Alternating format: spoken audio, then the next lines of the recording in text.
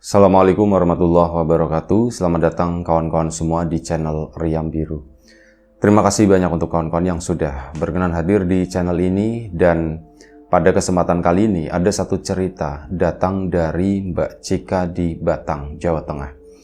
Mbak Cika menceritakan tentang satu peristiwa horor yang pernah dialami oleh dirinya beserta keluarganya. Dan hal ini berhubungan dengan kakak perempuannya, itu namanya Mbak Diah. Jadi Mbak Diah itu adalah anak pertama, sementara Mbak Cika sendiri itu anak keempat. Jarak usia yang terpaut lumayan cukup jauh ya. Dan waktu itu Mbak Cika sendiri ini sudah punya calon suami ya. Anak keempat udah punya calon suami, sementara Mbak Diah, anak pertama, itu belum menikah. Jadi memang awal-awal ya itu menjadi kayak semacam beban buat Mbak Diah sendiri tentu saja. Karena apa? Omongan warga itu lumayan cukup pedes gitu ya. Ya dibilang nggak laku lah, dibilang nggak laku sih enggak ya. Dibilang perawan tua dan sebagainya kayak gitulah. Kalau dibilang nggak laku, enggak juga. Karena apa? Beberapa kali Mbak Diah itu dulu itu sempat dideketin sama beberapa orang. Ada kurang lebih sekitar 4 orang yang coba ngedeketin, dan 2 di antaranya itu memang tergolong serius. Jadi ngedeketin Mbak Diah itu udah nggak pakai yang aneh-aneh gitu ya. Maunya udah ayo menikah gitu ya. Tapi Mbak Diah itu nggak mau. Dan tentu saja beban itu nggak cuma Mbak Diah doang yang merasakan, keluarga terutama gitu ya. Keluarga banyak dapat omongan dari kerabat, sanak saudara kayak gitu. Termasuk itu omongan-omongan dari warga. Dia kok nggak nikah-nikah sih gitu ya. Dan waktu itu usianya Mbak Diah itu udah masuk usia 40 tahun. Tapi di usia 40 tahun tersebut memang Mbak Cika bukan yang mau muji-muji Mbak Yunya gitu, muji-muji kakaknya sendiri. Di usia 40 tahun Mbak Diah itu masih terlihat relatif cukup muda, masih cantik, masih apa ya? Ya masih menarik lah kata si Mbak Cika gitu ya. Jadi itu tadi bingung juga, keluarga itu bingung. Udah beberapa kali coba nanyain dia, kenapa kamu ini, kenapa kamu ndak mau begitu kan?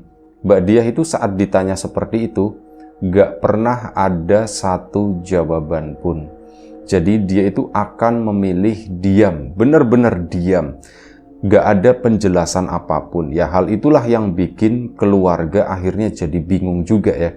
Ini sebenarnya anak itu maunya apa sih gitu ya. Dilamar baik-baik, dia menolak. Giliran diomongin sama warga, sama ya siapapun itulah yang ngomongnya pedes-pedes, nanti cuman bisa nangis. Ini sebenarnya apa gitu ya? Ya keluarga itu udah rembuk lah begitu. Cuman ya begitu, saat ditanya ini gimana sih, bahkan beberapa kali diupayakan gitu. Dicoba dikenal-kenalin gitu ya, tapi ya tetap aja Mbak Diahnya itu nggak mau, dia tuh nggak tertarik di awal. Nah, itu jadi tanda tanya besar bagi keluarganya Mbak Cika. Termasuk Mbak Cika juga bingung. Ini adik-adiknya Mbak Diah yang 2 orang, itu udah menikah semua. Jadi udah dilangkah dilewatin ya. Dan Mbak Diah pun nggak keberatan sama sekali. Nggak apa-apa, kalau kalian mau menikah, jangan jadikan Mbak sebagai penghalang gitu ya. Kalian menikahlah gitu ya, nggak ada urusannya sama Mbak. Mbak mau ya begini, ya udah ini kemauannya Mbak Diah gitu ya.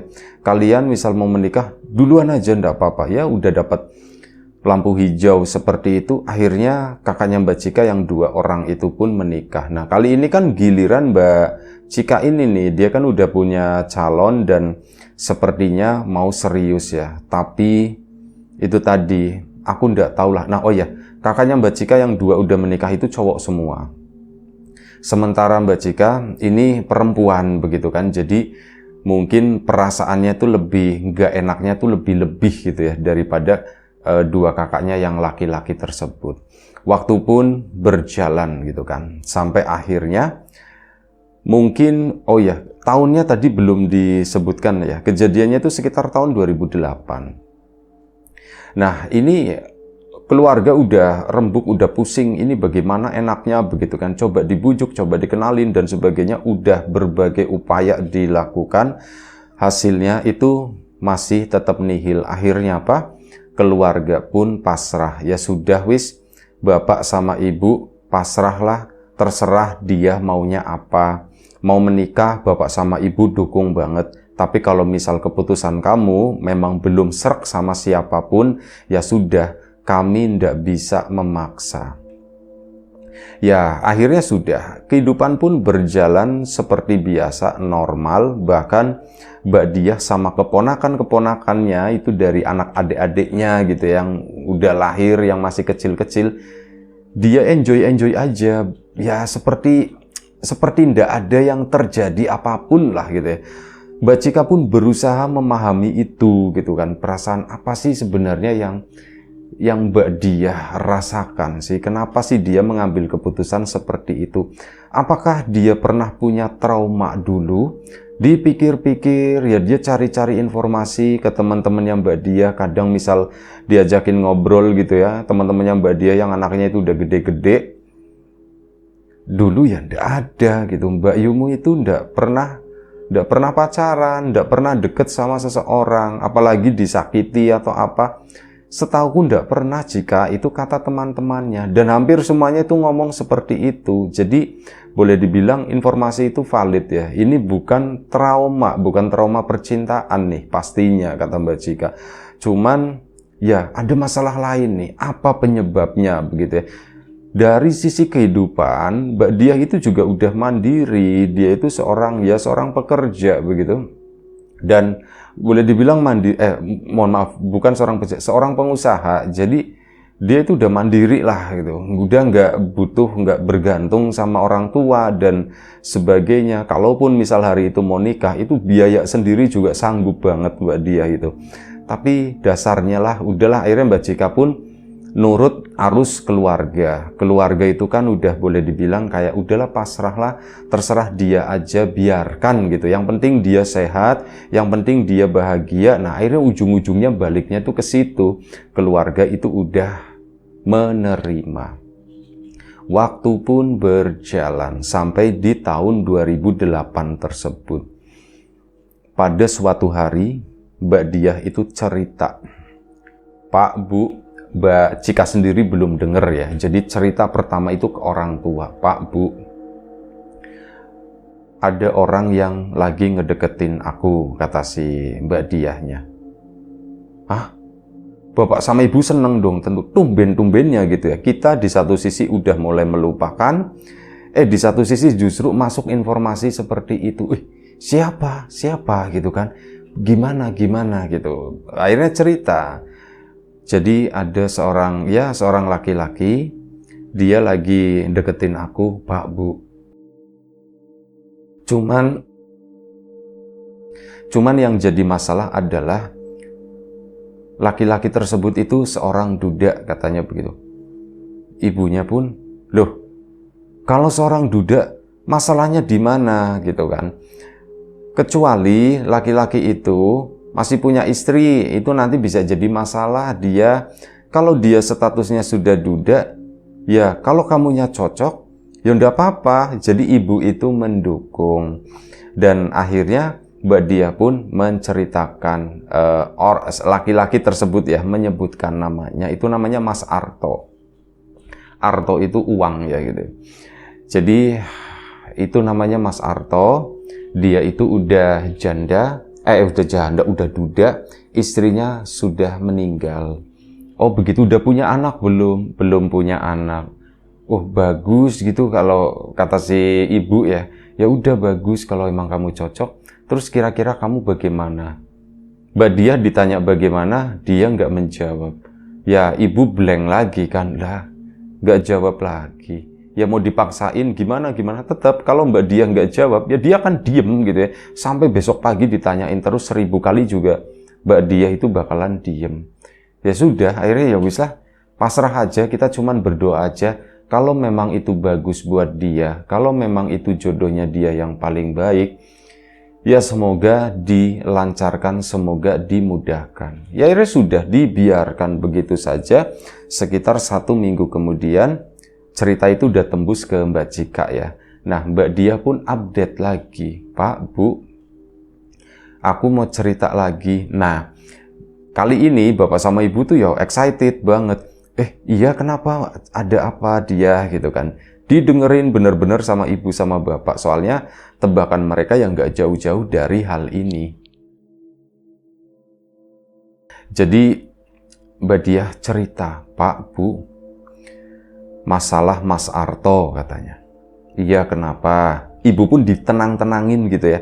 Biar gak terlalu kelihatan ibu yang butuh atau ibu yang seneng banget gitu. Ibu dibiasa-biasain aja. Iya kenapa? Kenapa? Jadi gini, Pak, Bu, Mas Arto kan mau serius sama aku, kata Mbak Dia. Iya, terus? Ya, akunya juga sebenarnya mau, kata si Mbak Dia. Ya sudah, nah ibu kan akhirnya, ya sudah, terus kalau kamunya mau, kenapa? Apa yang menahan gitu kan? Anu Bu, anu kenapa? Mantan istrinya Mas Arto ndak boleh bilang begitu. Ibu kan jadi mikir, kan bukannya kamu bilang istrinya Arto itu udah meninggal gitu kan? Iya Bu, istrinya Mas Arto memang udah meninggal. Lah terus gimana ceritanya? Ndak boleh. Emang bangun dari kuburan atau bagaimana? Tanya ibu kan sambil bercanda gitu. Emang iya Bu, istrinya Mas Arto itu ngedatengin aku terus, kata si Mbak Dia. Hah? Ngedatengin kamu terus gimana? Ya ngedatengin aku Bu, katanya bilang, Arto jangan kamu ambil ya, Arto jangan kamu ambil, kata si istrinya, si mantan istrinya yang udah meninggal itu gitu. Ibu pun bingung, Pak, kok jadi begitu Pak, nanya si bapak. Akhirnya bapak kan turun tangan, dia coba kamu runut ceritanya itu bagaimana gitu ya. Mungkin alangkah baiknya coba kamu cerita dari awal kamu ketemu Arto itu di mana. Aku ketemu Mas Arto dari temanku, dari temannya teman lah begitu Pak, dikenalkan. Dan ya Mas Arto orangnya enak, aku cocok sama dia, kata Mbak Dia. Ya aku kenal sama Mas Arto juga udah lumayan cukup lama, sekitar 1 tahun. Dan aku sama dia sekarang statusnya kalau dibilang berpacaran begitu ya enggak. Tapi Mas Arto udah sempat mengungkapkan dia, kalau kamu mau, ayo kita nikah aja seperti itu. Dan aku belum menjawab Pak, Bu, cuman ya jujur aja aku itu sebenarnya udah srek. Tapi kesini aku ditemui sama seseorang, kata si Mbak Dia. Ditemui gimana? Pada suatu hari aku kan main ke rumahnya Mas Arto di situ. Sore lah sebelum aku pulang, aku mampir sebentar, aku beliin kue buat Mas Arto. Dan akhirnya sudah, aku lagi duduk di teras di situ, mungkin sekitar jam 5 sore lah, kata si Mbak Dia. Aku juga mampir cuman sebentar, cuman mau ngasih kue aja. Ya Mas Arto keluar kan, terus sebentar ya, aku tak mandi dulu, kata Mas Arto. Akhirnya udah Mas Arto mandi, aku di teras duduk di situ sendirian. Tiba-tiba di belakangku itu ada seorang perempuan, Bu. Aku pun nengok begini. Iya Mbak, nyari siapa Mbak? Malah aku yang nanya begitu kan, karena di rumah itu setauku ya cuman ada Mas Arto. Kamu siapa? Ditanya begitu Pak, Bu, akunya. Saya Dia, katanya begitu. Kamu apanya Arto? Saya temannya Mas Arto, kata si Mbak Dia. Kamu sama Mas Arto mau menikah ya? Aku ditanya begitu. Ya, aku keceplosan, aku jawab, iya kami ada rencana seperti itu. Nah terus si perempuan itu bilang, kamu jangan ambil Mas Arto. Tolong jangan ambil Mas Arto, bilang begitu. Ya aku kan Loh, maaf, Mbak ini siapa? Aku tanya, begitu kata Mbak dia. Aku ini istrinya Arto. Hah? Istrinya Mas Arto? Ya aku kan kaget. Bukannya Mas Arto udah duda ya? Siapa bilang Arto duda? Begitu. Lah itu aku bener-bener terpukul, Pak, Bu. Siapa bilang Arto duda? Mas Arto yang bilang, katanya begitu. Dan akhirnya ya sudah, waktu itu aku merasa ditipu juga sama Mas Arto.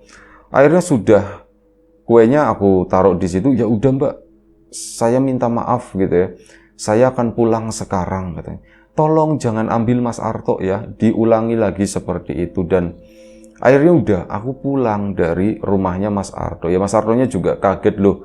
Dia kemana? Kok tiba-tiba ngilang begitu aja gitu kan? Ya aku diteleponin, cuman aku ya diem aja, nggak aku angkat. Soalnya aku ngerasa ditipu sama Mas Arto. Sampai akhirnya ada satu kesempatan lah. Maksudnya aku sama Mas Arto kan kenal baik-baik ya. Kalau misal memang harus nggak meneruskan gitu kan hubungan ini, ya aku maunya memang secara baik-baik juga gitu. Akhirnya aku pun mau nemuin Mas Arto. Tak temuin itu Mas Arto dan aku ngobrol sama dia. Mas, maaf aku kemarin itu ada yang nemuin, itu katanya istrinya Mas Arto.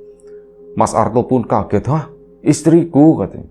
Iya, itu istrinya Mas Arto. Bilangnya jangan ambil Mas Arto, jangan ambil Mas Arto. Ya seperti itu Mas, itu setidaknya ya aku ditemuin sama istri kamu Mas.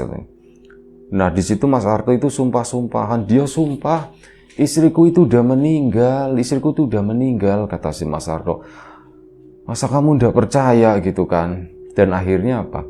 Mas Arto itu ngebawa beberapa tetangganya di situ dan ya aku ditemuin sama mereka, sama tetangga tersebut sebagai saksi dan mereka pun bersaksi seperti itu. Iya betul, Arto ini memang sudah duda, istrinya itu udah meninggal beberapa tahun yang lalu. Kan aku bingung Bu, gitu kan. Aku bingung, kok aku ditemuin seperti itu, ngaku-ngaku istrinya Mas Arto gitu kan. Aku bingung, sampai akhirnya aku kepikiran, Mas, kamu punya ndak foto mantan istrimu? Mas Arto, kayaknya masih ada, sebentar ya tak ambil, kata si Mas Arto. Mas Arto pun akhirnya ngambil itu. Waktu itu aku dibawa ke rumahnya, dia ambil ke dalam sana dan begitu dikasih lihat, itu adalah perempuan yang sama, Pak Bu. Itu perempuan yang sama yang nyuruh aku ninggalin Mas Arto. Itu katanya. Bapak sama ibu pun diem aja waktu itu. Terus gimana dia? Aku bingung sekarang. Ya, bagaimana ya menurut bapak sama ibu gitu kan? Bapak sama ibu ditanya begitu ya bingung. Kalau melihat dari statusnya Arto memang benar sudah meninggal dan itu disaksikan oleh warga sekitar, itu disaksiin gitu ya. Ya mau gimana lagi gitu. Ya harusnya kalian ndak apa-apa, tapi kalau ada yang nemuin kamu itu siapa? Itu beneran istrinya atau bukan? Itu beneran Bu. Mukanya itu sama persis dengan apa yang ada di fotonya Mas Arto tadi. Itu foto pernikahannya. Dikasih lihat sama ada beberapa lah pasca pernikahan yang memang nggak pakai make up sama sekali. Mungkin kalau pakai make up kan agak sedikit membingungkan gitu ya, dempul semua. Nah, ini kan muka aslinya, make up tipis dan sebagainya. Ya perempuan itu cantik dan itu adalah sama, perempuan yang sama yang nemuin aku. Menurut bapak sama ibu gimana? Dia, bapak sama ibu, bapak ya kali ini yang ngomong, bapak sama ibu terus terang belum ada jawaban untuk masalah ini. Tapi untuk saat ini alangkah baiknya kamu menjaga jarak dulu dengan Mas Arto, katanya begitu. Ya sudah, Mbak Dia pun nurut, baik Pak Bu, aku akan jaga jarak dari Mas Arto. Dan akhirnya hal itu pun dilakukan. Mungkin Mas Artonya itu karena butuh menjelaskan sesuatu dan memang Mas Artonya juga mungkin udah seneng banget gitu ya, udah ngebet banget sama Mbak Diah.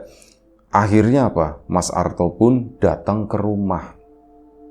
Waktu itu cerita juga udah turun ke Mbak Jika. Mbak Jika juga cerita sama calonnya itu seperti ini. Dan apa namanya, si Mas Arto datang ke rumah itu ketemu sama orang tuanya Mbak Diah. Ya menjelaskan, bukan untuk melamar ya waktu itu, tapi untuk menjelaskan, Pak, Bu, saya tidak bohong katanya. Bahkan ada surat kematiannya itu pun dikasih. Ini istri saya, ini dokumen-dokumennya semuanya sesuai. Istri saya itu udah meninggal intinya. Makanya saya bingung kok dia bilang katanya ada yang nemuin, tidak boleh begitu ya. Dan akhirnya ya sudah, bapak sama ibu pun, oh ini mikirnya mungkin mistis kali ya. Udahlah, tidak apa-apa lah. Cuman begitu doang, mungkin itu gangguan. Ngelihatnya seperti itu, mungkin itu gangguan hubungannya antara Mbak Diah sama si Arto tersebut. Ya, yang namanya gangguan itu harus disingkirkan kan, harus dilawan. Bapak pun akhirnya sama ibu memberikan semangat ke Mbak Diah. Dan mungkin Mbak Diahnya juga karena mudah tumbuh, apa namanya, benih-benih cinta seperti itu sama Mas Arto, Mbak Diah pun akhirnya mau mendengarkan omongan bapak sama ibu. Dan makin kesini itu mereka itu makin serius ya, jadi ngobrolin kapan mau lamaran, nanti habis itu nggak usah pakai lama-lama, nanti langsung menikah aja kayak gitu ya. Tapi di waktu-waktu tersebut Mbak Diah akhirnya apa? Jadi sering ngajakin ngobrol Mbak Jika. Jika Mbak mau cerita katanya begitu. Iya Mbak, cerita apa? Cuman belakangan yang diceritakan itu lebih cenderung ke itu tadi, cerita-cerita horor. Jika istrinya Mas Arto, namanya Mbak Tias ya. Mbak Tias, istrinya Mas Arto, datang lagi katanya. Loh, datang lagi gimana Mbak? Tadi waktu di kantor, tahu-tahu ada di sampingnya Mbak bilangnya begitu. Jangan ya, kamu jangan sama Mas Arto ya, jangan sama Mas Arto begitu terus. Lah, Mbak jadi bingung lagi sekarang. Mbak, ndak usah bingung-bingung Mbak, itu ras anggap aja ini gitu ya, anggap aja itu gangguan seperti yang Bapak bilang. Dan akhirnya sudah. Pada suatu ketika, di luar obrolan, di luar tema itu, tapi masih konteksnya itu horor begitu ya. Ini Mbak Diah cerita sama Mbak Jika. Jika, kamu tahu ndak kenapa? Oh ya, ini lagi ngobrolin Mbak Jika sama calonnya begitu ya. Ya lagi ngobrolin masalah pernikahan lah, masih seperti itu. Mbak Diah itu cerita, Jika kamu tahu ndak kenapa Mbak itu memutuskan untuk ya seperti ini sampai sekarang nggak menikah. Itu adalah pertanyaan yang sangat berharga buat Mbak Jika pikirnya. Karena apa? Ya ini justru informasi utamanya nih. Kenapa nih? Alasannya ini seperti apa gitu? Sesuatu yang bertahun-tahun itu nggak diketahui sama keluarga sendiri, dan Mbak Diah itu sepertinya mau membuka masalah itu. Iya Mbak, emang kenapa Mbak? Ada apa sih Mbak? Kok Mbak Diah memutuskan untuk tidak menikah gitu kan? Jadi begini, dulu banget waktu aku masih SMA kayaknya, kata si Mbak Diah, aku itu pernah naik angkot dan di situ itu ada seorang ibu-ibu, dan ibu-ibu itu bilang, kamu jangan menikah ya. Kalau kamu menikah, itu katanya sambil nunjuk-nunjuk gitu ngomongnya, niruin si ibu tadi. Kalau kamu menikah, nanti ya kamu nggak lama, katanya begitu. Bu, nggak lama gimana Bu? Ya aku waktu itu masih SMA, jadi Bu nggak lama gimana? Ya kamu bakalan mati kalau kamu nikah. Aku dibilangin begitu Jika. Hah? Seperti itu Mbak? Iya seperti itu. Cuman sekali atau gimana Mbak? Enggak cuman sekali. Itu sering aku ditemuin sama orang-orang kayak gitu. Enggak, maksudnya orang-orang kayak gitu tuh mukanya beda-beda atau bagaimana Mbak? Iya mukanya itu beda-beda. Kadang nenek-nenek, ibu-ibu, dimanapun katanya. Sekolah pun, pulang sekolah ya begitu ditemuin lagi. awas, kalau kamu ini, nanti kamu mati. Gitu. Aku diancam seperti itu terus ya. Mbak kan jadi kepikiran gitu ya Pak, ya udahlah aku ndak usah. Bahkan apa, saat misalkan Mbak lagi deket sama siapa, itu akan begitu lagi. Awas kamu katanya, awas kamu, selalu diancam. Mbak, itu serem gak sih Mbak orangnya Mbak? Serem kata Mbak dia, itu tuh setan kata Mbak dia itu bilang begitu. Loh kok Mbak dia tahu kalau itu setan? Ya orang lihat matanya gitu kan, matanya kadang hitam semua, kadang putih semua, kadang gak ada matanya. Itu seperti itu. Terus apa? Mulutnya itu ada lendirnya kata si Mbak dia. Ih serem lah, mana baunya tuh ndak enak kata Mbak dia. Oh jadi begitu Mbak. Iya, itulah hal yang Mbak rahasiakan selama bertahun-tahun. Mbak dia kenapa ndak ngomong masalah seperti itu? Mbak sendiri gimana ya? Pengen sebenarnya cerita, tapi takutnya ya bapak sama ibu jadi mikirin atau bagaimana gitu ya. Nanti takutnya merepotkan. Ya ndak begitu loh Mbak, ya namanya keluarga. Kalau misalnya ada masalah ya Mbak ya cerita seperti itu. Apalagi Mbak dia mengalami hal-hal yang aneh, yang ya mungkin nggak semua orang ngalamin hal tersebut. Mbak dia pun cuman diem aja kayak gitu. Dan akhirnya udah obrolan pun selesai. Nah cerita ini akhirnya ditembusin ke bapak sama ibu. Bapak sama ibu pun kaget. Ya Allah kok sebegitunya, kasihan banget ini anak. Kok dia digangguin, giliran dia sekarang mau menikah. Ada aja yang, ya mungkin itu sosok yang sama dulu sebenarnya. Dan pengen ngehalang-halangin Mbak dia itu buat menikah. Mungkin seperti itu. Dan akhirnya apa? Waktu kan berjalan. Kali ini Mbak dia yang dulunya itu tertutup, belakangan itu udah mulai terbuka. Sama Mbak Cika juga udah berani cerita-cerita ya itu tadi, hal-hal yang mungkin dulu nggak bakalan diceritakan ke orang lain. Ini saat lagi udah deket sama Mas Arto tadi dan sering didatengin sama mantan istrinya yang sudah meninggal itu, Mbak dia ceritanya waktu itu pulang dari pekerjaannya. Dia itu kan naik sepeda motor dari usahanya itu ya. Pulang naik sepeda motor, di tengah jalan itu ada pagar-pagar bambu begitu kan, di perkampungan seperti itu. Nah Mbak dia itu lewat, saat lewat itu di-stop sama seseorang. Dia gitu kan dipanggil. Mbak dia pun nengok, tunggu sebentar kata si Mbak dia itu, kata si orang tadi itu begitu. Mbak dia pun akhirnya berhenti. Iya Mbak, dia nggak kenal dengan orang tersebut. Kamu mau nikah ya? Bilang begitu nanya. Kata siapa? Ya aku kan begitu kata si Mbak dianya. Loh kata siapa? Ndak aku tahu kok kamu mau menikah. Awas ya kalau kamu nikah. Itu. Jadi dia tuh nunjuk ada sebuah sumur yang dulu itu ada rumahnya. Cuman rumahnya itu udah dibongkar. Itu di lokasi kebun tersebut ya. Rumah itu udah dibongkar, nyisain sumurnya itu masih kelihatan. Gak ada kerekannya, cuman bolongan sama tembok batak samping sumur itu ya. Nah si ini, kamu nanti tak cemplungin ke situ, kata si orang tadi. Mbak dia takut, langsung pulang, langsung yos kepikiran terus. Tapi kali ini hal seperti itu diceritakan ke Mbak dia. Dan pada suatu saat akhirnya Mas Arto pun diajak ngobrol, dilibatkan lah. Arto, sepertinya ada sesuatu yang terjadi sama dia. Ya, takutnya malah hal ini bisa mengubah pikirannya Mbak dia itu jadi balik seperti sebelumnya. Kamu mungkin bisa mengusahakan, ya bagaimanalah gitu ya, semestinya kata si bapak itu seperti itu.